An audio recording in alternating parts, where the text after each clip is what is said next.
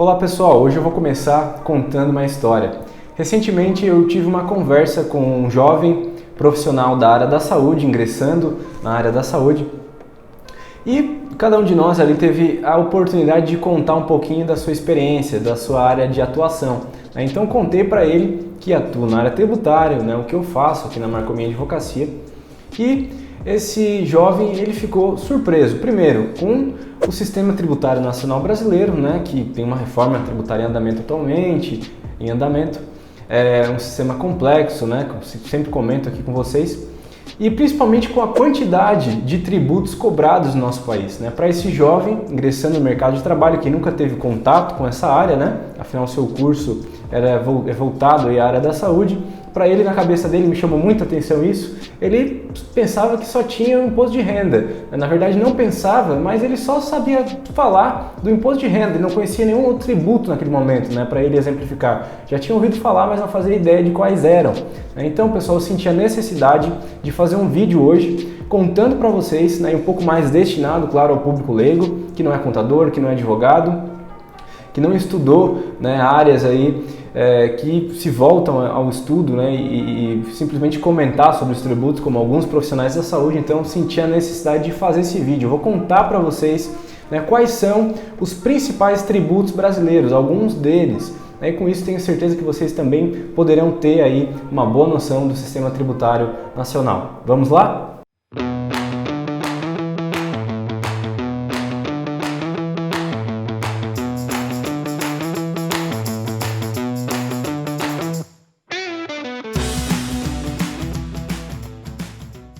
Primeiramente, pessoal, o que são tributos? É importante a gente entender que tributos não são necessariamente impostos, por exemplo.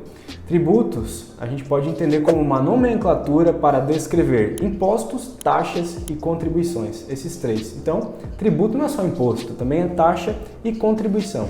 Mas o que é cada um desses três, Impostos, taxas e contribuições?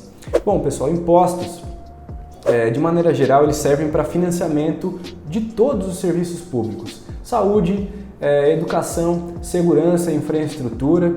Então são cobrados aí sobre a renda das pessoas e das empresas, sobre o faturamento, o lucro das empresas, sobre a renda das pessoas, como eu já disse, sobre patrimônio, sobre o consumo, de maneira geral, justamente para custear os serviços públicos. E depois a gente vai avançar em relação a tudo isso.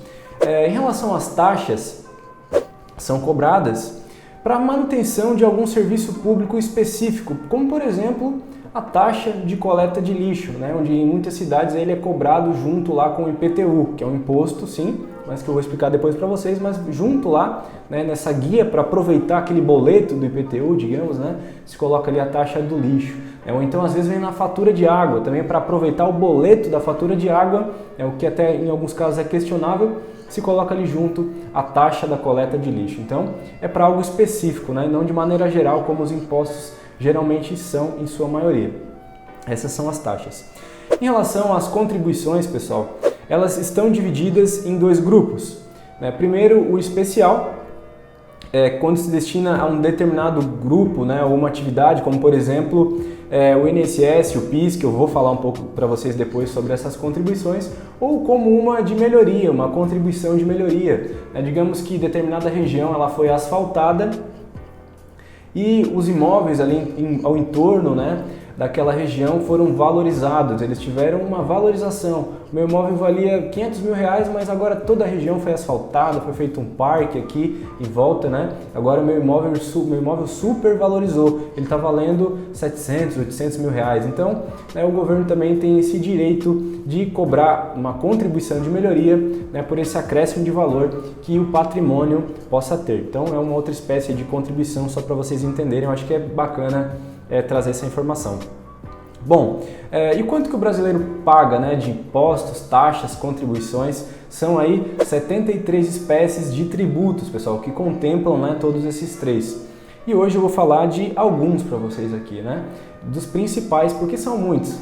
A gente vive no país aí dos impostos, Então vamos falar um pouquinho de alguns impostos federais, alguns tributos, aliás, não só impostos, federais, que é quando o governo federal cobra, estaduais, né, o seu estado cobra, e também os municipais, quando a cidade cobra o imposto aí dos contribuintes, sejam eles empresas ou pessoas físicas. Bom, pessoal, vamos começar falando do imposto de renda pessoa física, né? Aquele exemplo que eu dei no começo do vídeo do profissional, do jovem profissional da saúde, que basicamente só conhecia esse imposto. Então, o imposto sobre a renda, ele é cobrado, né, para pessoas aí que têm uma renda, né, que ultrapassa 28 mil, uma renda tributável, que ultrapassa R$ 28.559,70. Então, quem oferiu renda maior do que isso no ano de 2019, ali no início de 2020, né, esse ano já passou, teve que declarar o imposto de renda. Então, para o ano que vem é a mesma coisa. Quem ultrapassar essa faixa aí de renda, no ano que vem precisa declarar o imposto de renda e pagar, pessoal, uma alíquota, né, sobre a quantia de renda que ultrapassar esse valor. Então essa alíquota de imposto de renda eu vou colocar aqui na tela para vocês, tá? Quais são as faixas de alíquota do imposto de renda, porque quanto mais a pessoa ganha, mais ela paga. E tem um teto máximo também. Vou deixar aqui na tela e alguns dos outros impostos aí que eu for falando para vocês também vou colocar algumas informações para vocês saberem, né? Então imposto de renda daquele valor que ultrapassa R$ 28.559,70, se inicia aí uma cobrança de 7,5% sobre o valor que excede essa quantia. Então, se eu ganhei aí R$ 30 mil, já passou um pouquinho do 28 sobre essa diferença ali de quase 2 mil, né? 1.500 na verdade, se tem aí a tributação que inicia 7,5% e vai subindo conforme a pessoa for ganhando mais, né? E há um teto máximo. Então, como eu já expliquei, esse é o imposto de renda, né, pessoa física, e existe também o imposto de renda pessoa jurídica, né? Ele é cobrado aí de empresas, das pessoas jurídicas, com base no lucro, que pode ser no lucro real ou presumido ou arbitrado. Esse é um pouco mais incomum, o arbitrado, né? Mas as empresas elas têm um regime de tributação e aí varia, né, a cobrança para cada uma delas, mas também aí o imposto de renda pessoa jurídica, que é cobrada do lucro das empresas. Pessoal, o próximo tributo que nós falaremos aqui é a contribuição ao INSS, paga pelo trabalhador e pela empresa, né? Ele é descontado ali a parte do trabalhador direto da sua folha de pagamento e ele serve para custear a aposentadoria futura do trabalhador, né? Para isso que serve aí o INSS, né? O Instituto Nacional do Seguro Social, onde empresa e trabalhador paga, né, esse tributo. Nesse mesmo sentido também há o FGTS, o Fundo de Garantia por Tempo de Serviço, que é um percentual ali da renda do trabalhador que é depositado todos os meses. Esse valor ele serve para que o empregado ele possa sacar quando ele for demitido, né? Então acho que esses dois que eu falei agora, pessoal, também são bastante conhecidos, né, que é o INSS e o FGTS, o Fundo de Garantia por Tempo de Serviço.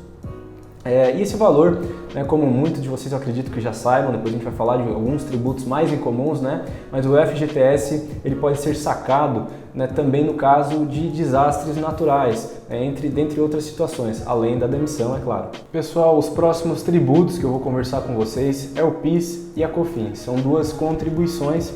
Aí elas têm alguns pontos em comum. O PIS é amplamente conhecido pela população brasileira, né, como um saque anual aí que geralmente alguns trabalhadores com rendas específicas podem fazer, né? Mas o PIS ele é destinado aí principalmente para o pagamento de seguro-desemprego, né, abonos e outros assuntos específicos.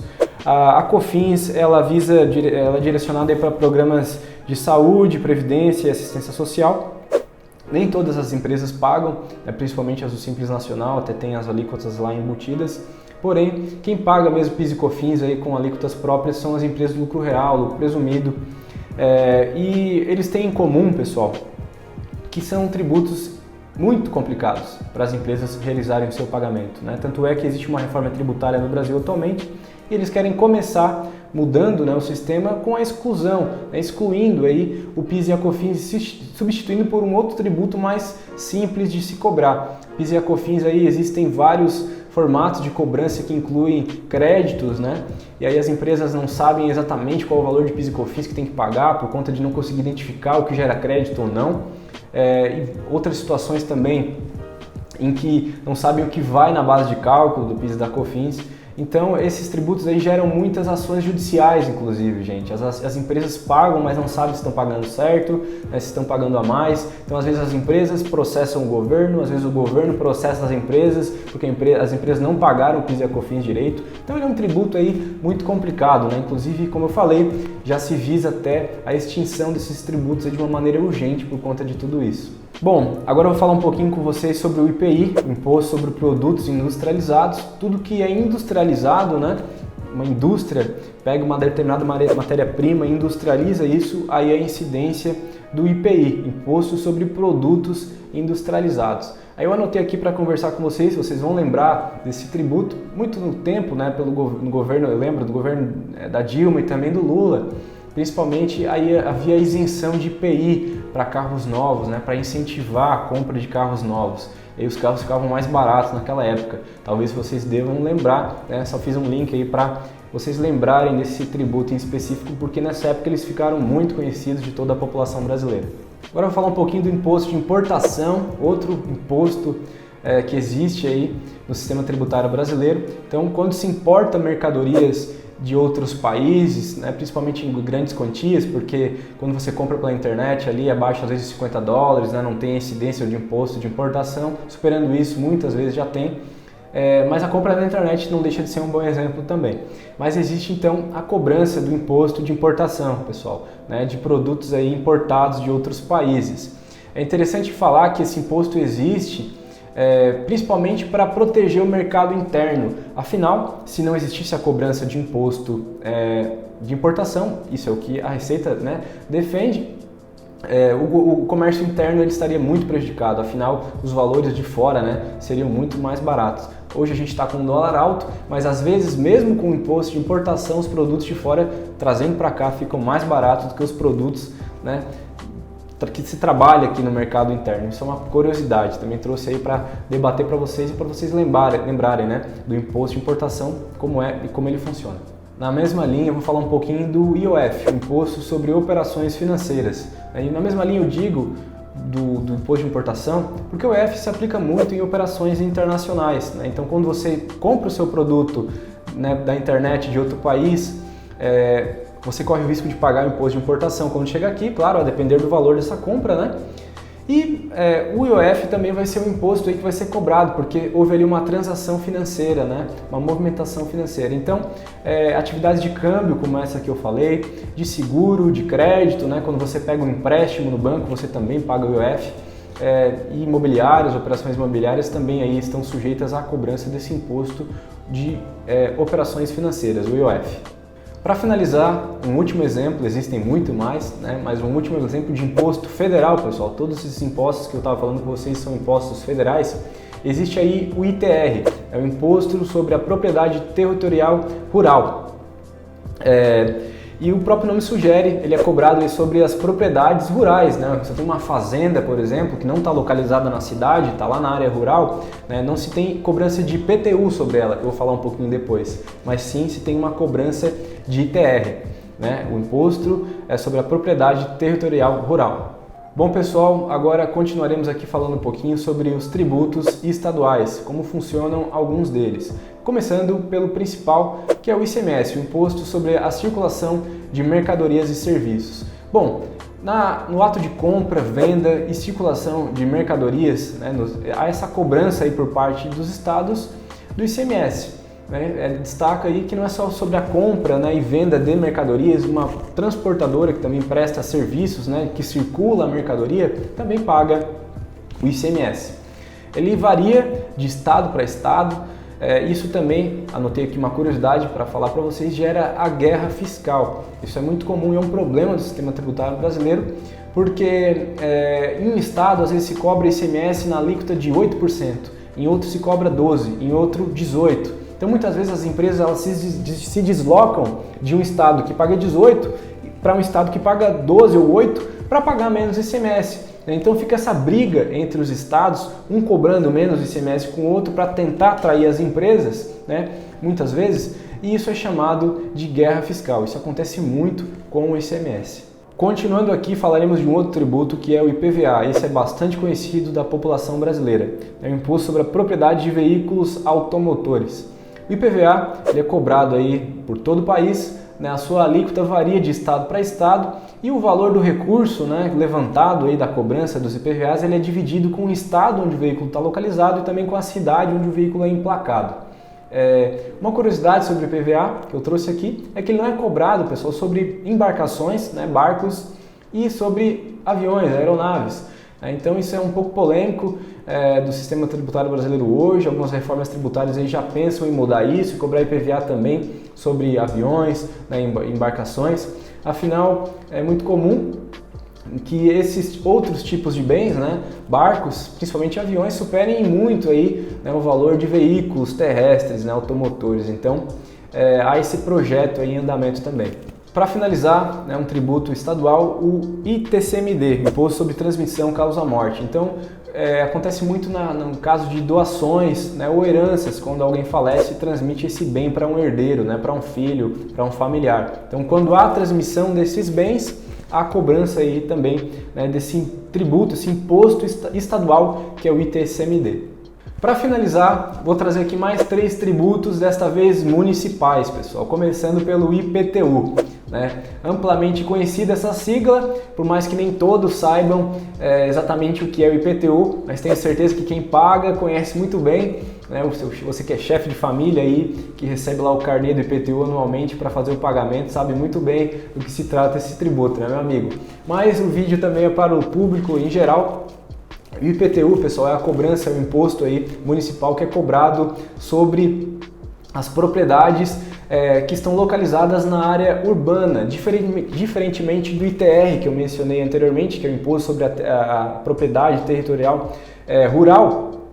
Aqui é sobre a urbana, é sobre a propriedade localizada na cidade. Então aí vai depender do tamanho do terreno, do tamanho da construção, da sua localização, né, para que a prefeitura aí, ela aplique o valor exato que ela vai cobrar de IPTU. Em sequência eu falo para vocês sobre o ITBI, o Imposto sobre Transmissão de Bem Intervivos. Ele é semelhante ao ITCMD que eu falei anteriormente, no caso de doação, né, de herança, só que aqui ele é voltado aí à transmissão de imóveis entre pessoas vivas. Né? Então eu vendo ali um imóvel, uma casa, um terreno, um prédio para outra pessoa, e nessa transmissão de imóvel, além de se vender, né, quem está comprando, quem está pagando aquele valor do imóvel ainda tem que pagar o ITBI. Né? Geralmente ele fica aí na casa de 2%. E para finalizar, pessoal, eu conto para vocês o que é o ISS, o Imposto sobre Serviços. Aqui, né, pensem no imposto que eu falei antes, que é o ICMS, que é sobre mercadorias. O ISS é sobre serviços. Então, uma empresa de contabilidade, um escritório de advocacia, enfim, pessoas que trabalham com serviços, pessoal, né, que fazem lá uma manutenção e não necessariamente vendem mercadorias. Então, sobre esse serviço, né, sobre o valor, né, decorrente a essa receita que vai surgir, né, por esse serviço prestado, vai ocorrer a incidência desse imposto municipal cobrado pelas prefeituras, que é o ISS, Imposto sobre Serviços. Ele tem uma variação aí de 2% a 5%, a depender do município. Bom, pessoal, finalizamos então o nosso vídeo de hoje sobre alguns dos principais tributos brasileiros. Eu falei aqui 16 tributos e lembram, pessoal, lá no começo do vídeo eu falei que existem no total 73, em média, aí, tributos no nosso país. Então olha só, eu só falei 16, já fiquei um tempão aqui para vocês contando, né, explicando alguns desses tributos e ainda faltou um monte. Então de fato aí a gente vive no país dos impostos, né, gente? Então é importante a gente ter uma noção dessa quantidade de impostos que a gente paga, né, na variação. A gente já paga muito em quantia, né, em valor, e também há vários tipos de impostos, né? Muitas vezes um é cobrado sobre o outro, né? Às vezes se coloca lá, você tem uma mercadoria de R$100, se coloca um imposto em cima, né, o ICMS, essa mercadoria vai para R$118, e aí sobre esse 118 se aplica PIS e COFINS. Esse é o cenário de muitas empresas no Brasil. Então eu acho que é bacana trazer isso para vocês entenderem, você público leigo também, que não conhecia esses tributos, porque são vários, né, aí no sistema tributário brasileiro. Hoje existem reformas tributárias que querem mudar isso, querem reduzir essa quantidade de tributo, para que pelo menos não haja essa cobrança de imposto sobre imposto, que faz essa carga tributária ficar sempre maior, né? Já é uma esperança que a gente tem, e eu acho que é importante que toda a população brasileira saiba disso, né, e lute por isso, cobre aí dos seus governantes, porque só assim que de fato a gente vai ter aí um sistema tributário melhor.